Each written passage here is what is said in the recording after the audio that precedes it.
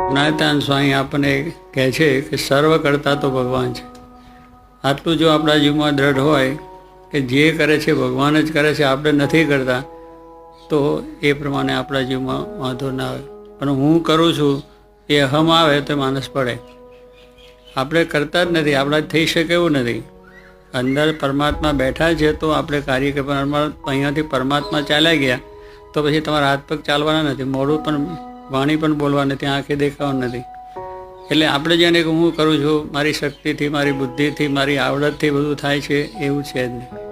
ભગવાને જ આ બધું મૂકેલું છે ને એ જ પોતે કરે છે. પણ એટલે સર્વ કરતા પરમાત્મા છે એ જો આપણી નિષ્ઠા દ્રઢતા હોય તો આપણને કોઈ જાતનો અહમ ના આવે અને આપણા કાર્યમાં પણ સરળતા થઈ જાય.